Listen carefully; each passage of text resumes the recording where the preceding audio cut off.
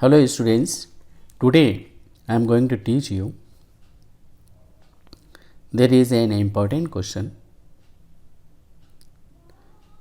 That is, question is this, that there are two slits.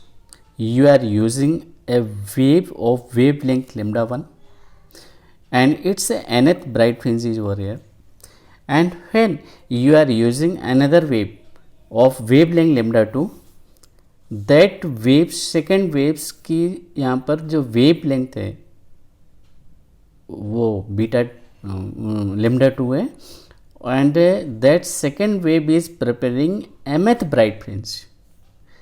nth bright fringe of first wave and mth bright fringe of the second waves are coincided. So what is the principle, what is the value of y? Shortest distance, y is the shortest distance at from central maxima to a point at which both waves nth and mth respectively nth and mth bright fringes are coincided. तो ये एक point आपने consider किया that at this point nth bright fringe of the first wave and mth bright fringe of the second wave are coinciding. Simple principle है, from central bright fringe to nth bright fringe की distance y equal n lambda 1 n lambda d by D होता है. तो first fringe के लिए lambda 1 put कर लीजिए और सेकेंड फ्रिंज के लिए आप यूज करें mth ब्राइट फ्रिंज और लेमडा वेव लेंथ है लेमडा 2 और इक्वेट कर दीजिए. This is the principle. Next question. Next question is this, ये हमारा नेक्स्ट क्वेश्चन है. इन नेक्स्ट क्वेश्चन आपको बताना है कि प्रैक्टिकली एक स्लिट ये है S1 है, स्लिट इज S2 और फर्स्ट स्लिट S1 के फ्रंट में आपने एक ग्लास स्लैब या एनी ट्रांसपेरेंट बॉडी स्लैब आपने पुट किया of the thickness T and refractive index of this is the mu. ये म्यू इसका रिफ्रैक्टिव इंडेक्स. तो प्रैक्टिकली व्हाट हैपेंस, अगर ये स्लैब नहीं पुट करते हैं आप तो इन दोनों की हेल्प से स्लिट S1 और S2 के सेंटर पे सेंट्रल ब्राइट फ्रिंज यहाँ पर होती और स्लिट पुट कर दिया तो जो सेंट्रल ब्राइट फ्रिंज है ये शिफ्ट कर जाएगी बाय y. ये मैंने कंसीडर किया लेट बाय y डिस्टेंस. ये यहाँ से पहले यहाँ बनती थी सेंट्रल ब्राइट फ्रिंज, अब सेंट्रल ब्राइट फ्रिंज यहाँ पर होगी. So how many fringes had been shifted. हम मान लेते हैं कि there are n number of fringes between O and O dash. This is the O and O dash के बेस में n फ्रिंजेस हैं वो यहाँ से यहाँ पर शिफ्ट कर गई by n number of fringes shifted upward.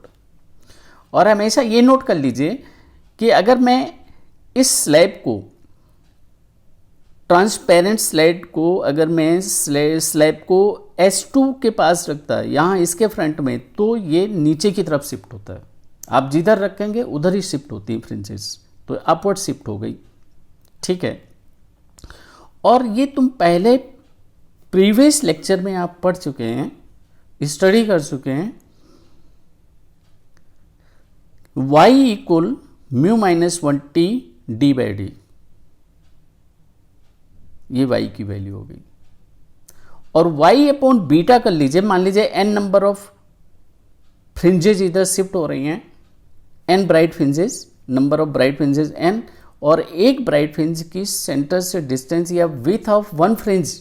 आप फ्रिंज ले लीजिए how many number of fringes, और वन फ्रिंज की विथ बीटा होती है. तो आप इसे बीटा से डिवाइड कर दीजिए इस वैल्यू को.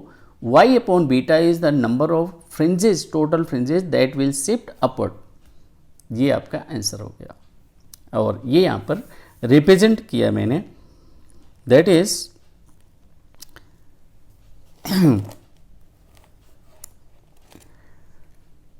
y upon beta. और ये बीटा की वैल्यू तो आपको पता ही है, y अपॉन बीटा और beta equal lambda D by D. तो आप यहाँ पे बीटा की वैल्यू पुट कर दीजिए, टोटल नंबर ऑफ फ्रिंजेज आ जाएंगे. ये आपका आंसर आ गया. ये प्रिंसिपल है। सेकेंड, एक न्यू क्वेश्चन है कि देयर आर ये टू फ्रिंजेस, टू स्लिट्स हैं S1 and S2 and you are to find total number of, total 1 minute please,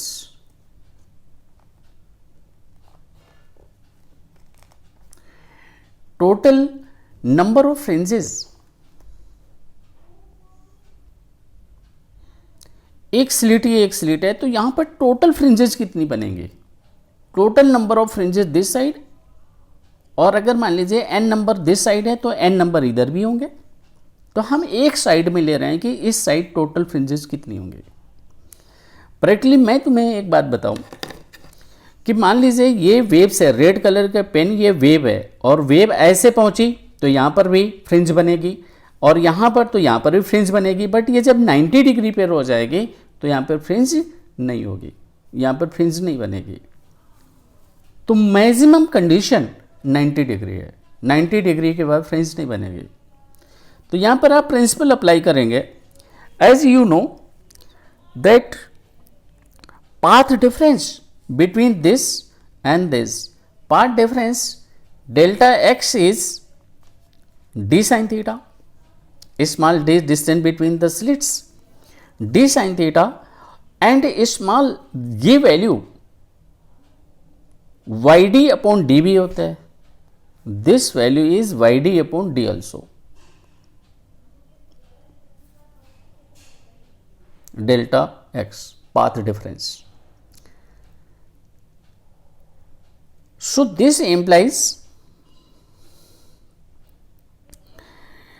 इन दोनों को अगर मैं इक्वेट करूं तो ये स्मॉल डी और ये स्मॉल डी कैंसिल आउट हो जाएंगे, तो आपको क्या बचेगा y अपॉन डी, तो sine theta equal y upon D, और थीटा जब ये ऐसे करके ऐसे हो जाएगा तो theta is 90 degree, maximum angle of the theta is 90, तो आप यहाँ पे 90 और साइन 90 इज 1, तो ये 1 हो जाएगा, sine theta is 1, that is y upon d equal 1, so y equal d.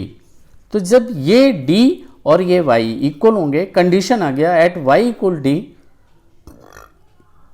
Sine theta will be 1, ये आपको एक कंडीशन मिल गई। So further I am teaching to you,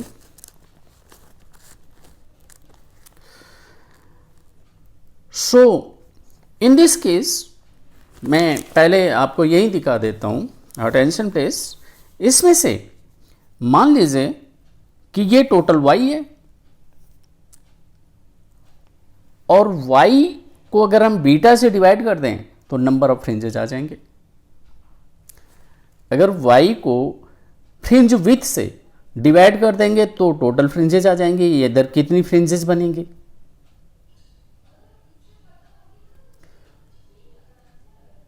और जितनी number of fringes this side होंगी उतनी ही इस साइड होंगे, बाद में हम डबल कर देंगे, तो पहले वन साइड का निकाल लेते हैं। तो one side is y upon beta is the number of fringe one side, this is shown over here, this is shown over here, this is the y upon this is y upon beta, ये given है।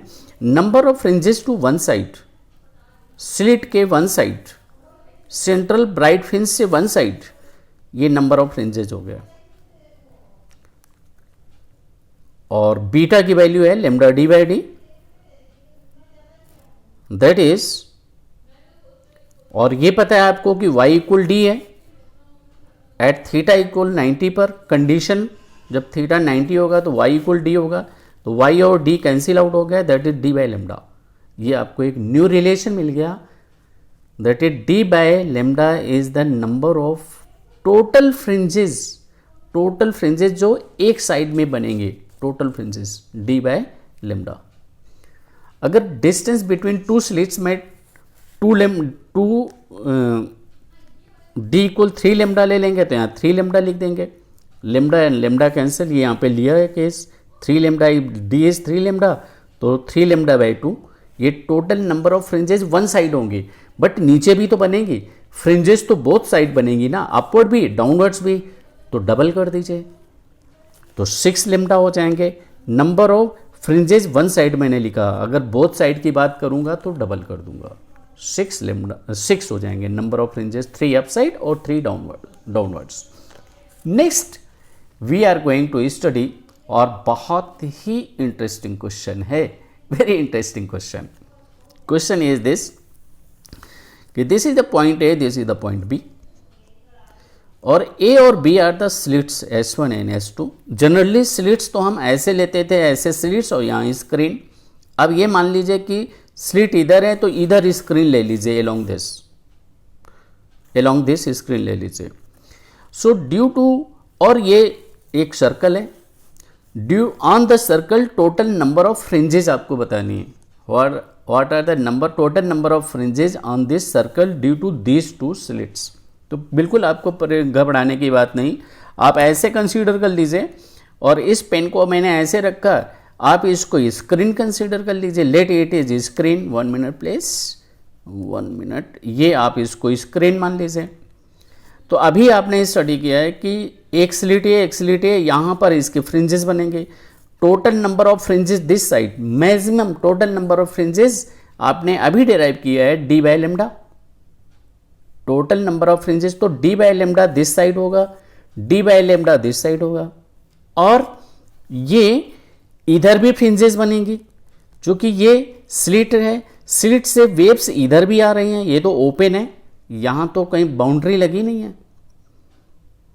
इधर भी, क्योंकि मेरा question ही है total number of fringes in the circle, circle में इस side भी बनेंगी और इस साइड भी फ्रिंज, तो इधर जो सेम प्रिंसिपल होगा कि फ्रिंज ऐसे ऐसे भी बनेंगी, तो इस side total fringes D by lambda, और इस साइड भी बनेंगी डी बाय लेमडा, तो इस साइड डी बाय लेमडा, इस साइड डी बाय लेमडा, मतलब यहाँ पर फ्रिंजेस ऐसे बनेंगी डी बाय लेमडा, इधर भी फ्रिंजेस बनेंगी यहाँ पर डी बाय लेमडा, इधर भी, ये एक अदर स्क्रीन मान लीजिए, इधर से वेव ऐसे ऐसे आ रही हैं, D by lambda, D by lambda, 4 times of D by lambda total number of fringes होंगे।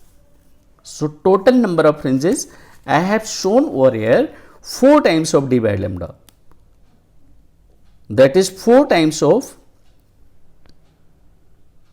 और इस क्वेश्चन में एक बात और गिवन है, d की वैल्यू n लैम्डा गिवन है, distance between two slits is n lambda, तो n लैम्डा यहां पे पुट कर दीजिए, तो आंसर आपका 4 है ना गया।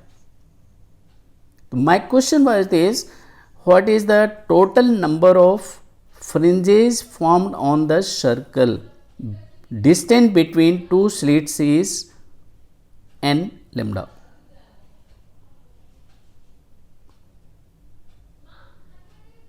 So total number of fringes, results आपका आ गया 4n, राइट। इन केस कोई भी डाउट हो आपको तो प्लीज आप जरूर पूछिएगा। Our next question is, next question ये रहा, this is the next question, important, simple, but अगर आपने कंसेप्ट नहीं क्लियर किया तो प्रॉब्लम हो जाएगी। इन दिस एक वेव, इंसिडेंट वेव है, तो वेव, और ये रेयर मीडियम है, this is the denser medium, तो यहां पे 2 ऑपरेशन हो सकते हैं। एक ऑपरेशन हो सकता है कि वेव यहां से इंसिडेंट वेव हुआ, और वेव का इस सरफेस पे रिफ्लेक्शन भी हो गया एक कंपोनेंट का, और एक वन ऑफ द कंपोनेंट का यहां पर रिफ्लेक्शन हो गया। तो नाउ क्वेश्चन इज दिस कि फ्रीक्वेंसी में क्या डिफरेंस आएगा, what is the difference in the frequency and path, face angle में क्या डिफरेंस आएगा। फेस एंगल, मैं दोनों बातें आपको बता, इसी पॉइंट पे बता देता हूं। प्रैक्टिकली कोई भी वेव्स ऐसे ऐसे आएगी, तो वो एक्चुअली होता क्या है कि जिस फ्रीक्वेंसी की ऑप्टिकल वेव्स यहाँ पे फॉल होती है, मीडियम के atoms with that same frequency, frequency of the waves, wave जो यहाँ की वेव फ्रीक्वेंसी है, ऑप्टिकल वेव है, इसी फ्रीक्वेंसी से ये मीडियम के एटम भी ऑसिलेट करेंगे, और वो उसी फ्रीक्वेंसी से यहाँ की फ्रीक्वेंसी ऑप्टिकल वेव की फ्रीक्वेंसी और यहाँ मीडियम के एटम की सेम फ्रीक्वेंसी हो जाएगी। सेम फ्रीक्वेंसी से एटम वाइब्रेट करेंगे और वेव आगे मूव करेगी। और यहाँ पर जो सरफेस पे एटम्स हैं इनकी भी सेम फ्रीक्वेंसी होगी, तो इनसे जो वेव्स इधर मूव करेंगे वो भी सेम फ्रीक्वेंसी होगी, means frequency will be unchanged. जो रिफ्लेक्टेड वेव है और रिफ्रैक्टेड वेव है और इंसिडेंट वेव है, तीनों की फ्रीक्वेंसी सेम होंगी। अब फेस एंगल की बात आ जाएगी। फेस एंगल क्या, ये जो वेव है और जो रिफ्रैक्टेड वेव है, जो वेव इस मीडियम में ऐसे मूव कर रही है, फिर मीडियम से फिर ऐसे रिफ्रैक्ट हो जाएगी, इसका सेम फेस होगा, इसके फेस में कोई चेंज नहीं होगा। Phase angle of incident wave and phase angle of the refracted wave is same, but जो वेव रिफ्लेक्ट होगी तो रिफ्लेक्टेड वेव और इंसिडेंट वेव में फेस डिफरेंस पाई का डिफरेंस आएगा। There is difference of phase difference will be pi. और ये तुमने साउंड में भी ये स्टडी किया हुआ है, मैकेनिकल वेव्स में। वहाँ पर भी जो रिफ्लेक्टेड वेव होती थी, रेयर टू मीन्स वहाँ पर था थोड़ा केस डिफरेंट था। जैसे क्लोज आर्गन पाइप में दिखाया था कि रिफ्लेक्टेड वेव थी, कंप्रेशन से अगर इंसिडेंट है तो कंप्रेशन से ही रिफ्लेक्ट होगी, और वहाँ पर भी फेस डिफरेंस पाई था। और ओपन आर्गन पाइप में रिफ्रैक्टेड वेव और इंसिडेंट वेव के सेम फेस थी, वहाँ पर भी सेम है, सेम यहाँ पर भी है। नेक्स्ट क्वेश्चन मोस्टली हम लोग यूज करते हैं कि intensity proportional to amplitude square.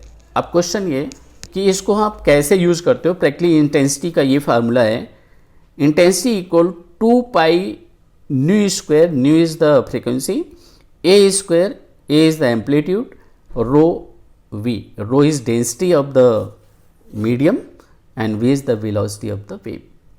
So intensity of a wave का ये फार्मूला है। तो this implies intensity is proportional to amplitude square, a is amplitude. तो ये प्रिंसिपल के बेस पे, इस फार्मूले के बेस पर आप यूज़ करते हो, और कहीं पे यूज हो तो आप यूज़ करिएगा। नेक्स्ट प्लीज, ये रेयर टू डेंसर ये हम लोग डिस्कस कर चुके हैं, ये डिस्कस हो चुका है, इसमें कोई प्रॉब्लम नहीं है। एक वन मोर क्वेश्चन है, this is a sodium lamp और sodium lamp 1 and sodium lamp 2। Practically यहां पर एक बार सोडियम लैंप 1 और एक बार सोडियम लैंप 2 यूज करोगे ऐसा नहीं है, ये केस नहीं है। यहां पर केस ये है कि इस स्लिट पर तुमने सोडियम लैंप 1 सेट किया एज ए सोर्स और इस स्लिट पे सोडियम लैंप 2 सेट किया as a source. So question है कि यहाँ पर क्या आपको फ्रिंजेस मिलेंगी, क्या interference pattern will take place? तो आंसर है नो, आपको फ्रिंजेस नहीं मिलेंगी, no interference will take place. क्यों, ऐसा क्यों? प्रैक्टिकली यहाँ पर जो सोडियम लैंप से वेव्स आएंगी और यहाँ से जो वेव्स आएंगे वो ऑल वेव्स से सेम कांस्टेंट फेस डिफरेंस होना चाहिए, phase difference must be constant और सेम, तो वो नहीं होगा। चूंकि time period of optical waves, visual light के टाइम पीरियड फ्रीक्वेंसी है 10⁻⁻15 के ऑर्डर में फ्रीक्वेंसी होती है, तो टाइम पीरियड वेरी स्मॉल है। और इस टाइम इंटरवल में बहुत सारे वेव्स पहुंच जाएंगे, वेरी शॉर्ट टाइम में यहाँ पर बहुत सारी वेव्स, सिर्फ नंबर ऑफ वेव्स पहुंच जाएंगे, और इस वजह से इंटरफेरेंस पैटर्न नहीं होगा, सेम फ्रीक्वेंसी और सेम फेस या फेस कांस्टेंट फेस डिफरेंस से यहाँ वेव पहुँचनी चाहिए, ऐसा नहीं होगा। बहुत सारे इसमें लार्ज नंबर ऑफ वेव्स हैं, वेव डिफरेंट वेव लेंथ की होंगे। इसमें भी सोडियम लैंप है, तो ऐसा तो नहीं कि मोनोक्रोमेटिक वेव यहाँ से निकलेगी, यहाँ से भी बहुत वेव्स निकलेंगी, और इस वजह से इंटरफेरेंस पैटर्न नहीं होगा। और ये मैं आपको mu rarer and denser determine the frequency of the reflected and refracted waves, ये हम अभी अभी पीछे टीच कर चुके हैं। अब इस क्वेश्चन पर आ जाइए। Oscillating with frequency of waves, interference to be seen. देखिए इसमें से oscillating with frequency of waves, particles of medium, ये इससे रिलेटेड है। मेरा नेक्स्ट क्वेश्चन यहाँ से स्टार्ट हो रहा है। This is the our next question. Next question थोड़ा सीबीएसई स्टैंडर्ड से अलग है, और वो ये है कि दिस इज द सोर्स जिसका साइज आपने एस लिया हुआ है। S is the size of the source and capital S is the distance between source and the slits. तो ये मोनोक्रोमेटिक सोर्स आप मान सकते हैं, और ये आपके स्लिट्स हैं, और फ्रिंजेस जो आपकी हैं वो यहाँ पर बन रही हैं। This is capital T. तो if ratio of small S to capital S is less than lambda by D, तभी इंटरफेरेंस पैटर्न मतलब यहाँ पे फ्रिंजेस आपको नजर आएंगी, अदरवाइज नो।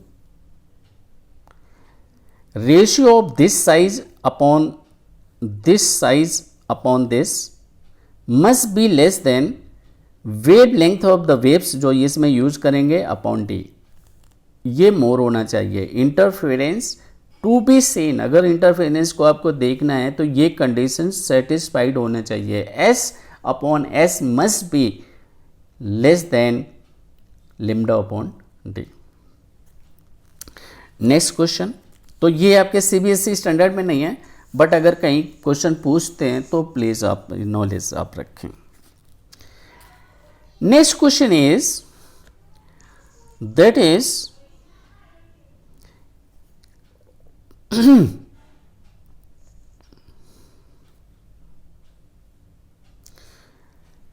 नेक्स्ट क्वेश्चन कि ये दो स्लिट्स हैं, slit S1 and slit S2, इनके बीच में डिस्टेंस d है।